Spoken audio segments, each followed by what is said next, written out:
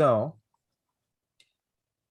today we are talking about Ethereum, and Ethereum is the second version of blockchain that came out, the first being Bitcoin. So Bitcoin was the fundamental blockchain that began in 2008, and its use case is as a store of value. Its whole purpose is to be digital gold, and it has a capped supply. So there will only ever be so many Bitcoin, whereas Ethereum is focused on utility. Ethereum, you can understand it as the first like operating system for blockchain.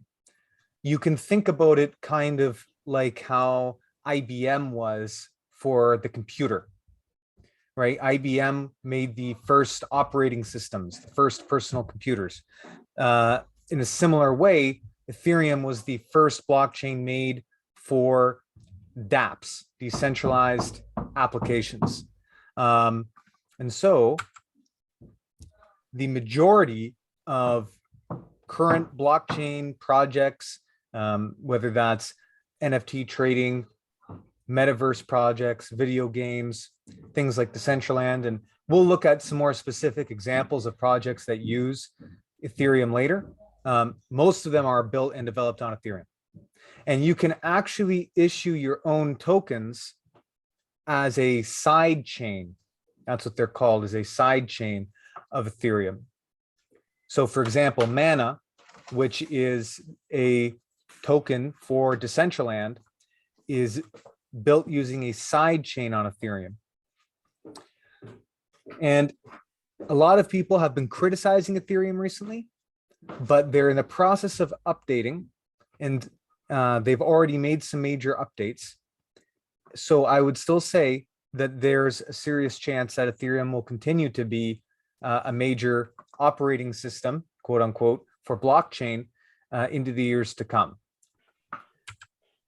So, as I mentioned earlier, Ethereum is a second generation blockchain, but we are currently on the third generation.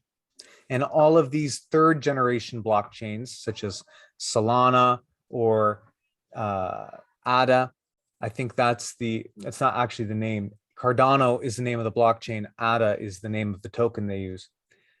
That those blockchains are all trying to be the ETH killer. They're trying to replace Ethereum. Now, Ethereum is actually quite old. It went online in 2015. Whereas many of these more recent blockchains have only come online as of last year in the case of Cardano. So one thing to keep in mind as well is that ETH or Ether is the name of the crypto. Ethereum is the name of the blockchain. Okay, so just something to keep in mind in the future. Ethereum is the blockchain, Ether or ETH is the cryptocurrency.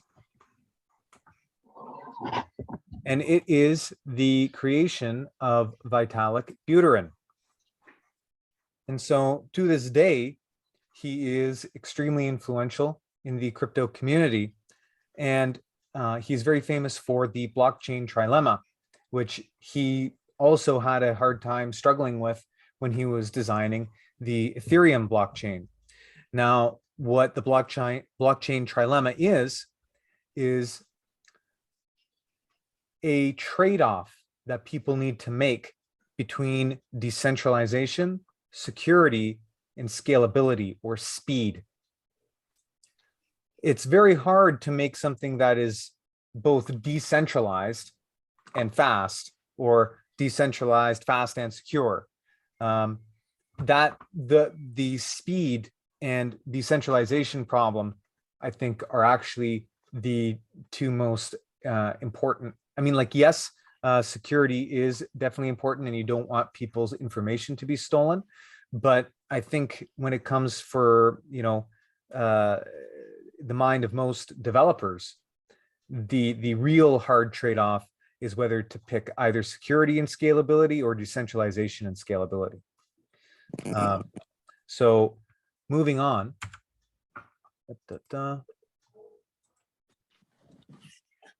So right now, Ethereum is still based on a proof of work model.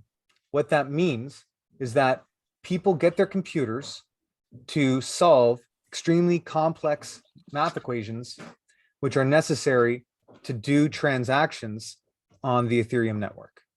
So the type of things too that are considered to be transactions are not necessarily anything to do with money. If you are in a blockchain game, for example, if you press W to walk forward, or if you start to chat, these things are also considered to be transactions. So that is a really big problem, considering that, and I'd like to highlight this at the bottom here, this bottom point, that Ethereum can only complete 40 transactions in a second. Whereas third generation blockchains, such as Solana and EOS, can do 5,000 and 4,000 transactions per second, respectively. One thing to keep in mind about Solana that it's received a lot of flack for is that it is not decentralized. The majority of the Solana tokens, and thus the majority of voting rights, because it's like shares, right, in a company, are held by a select group of individuals, right?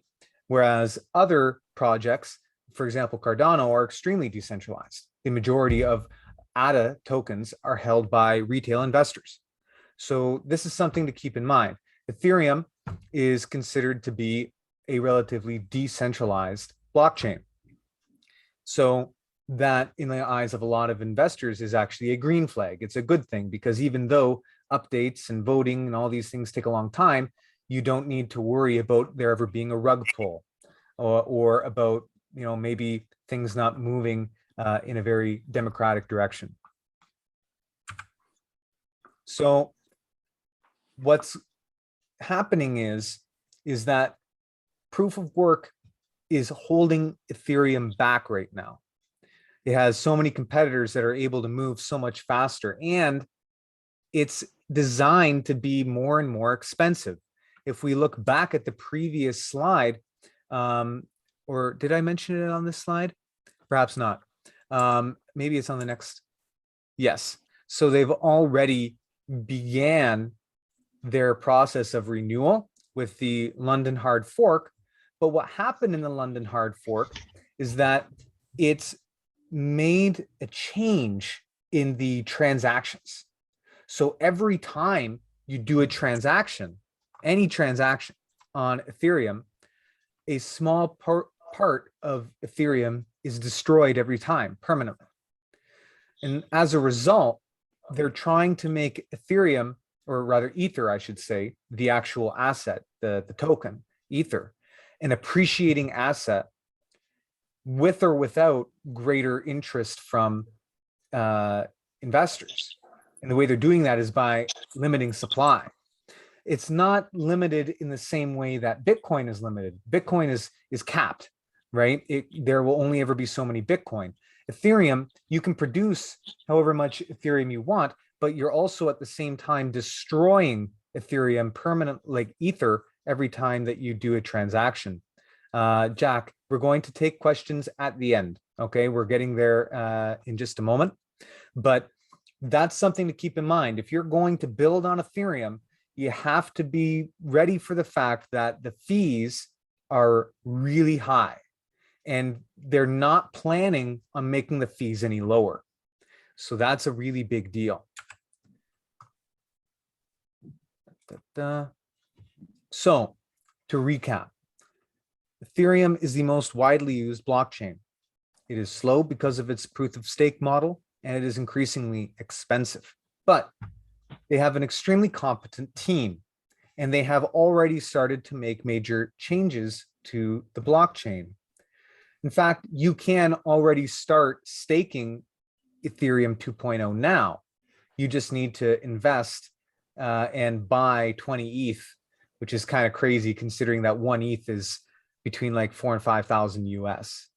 So anyways, but you can start to get involved in that transition if you want to, if you really believe in it. So that's what the Ethereum blockchain is from a kind of business person's perspective.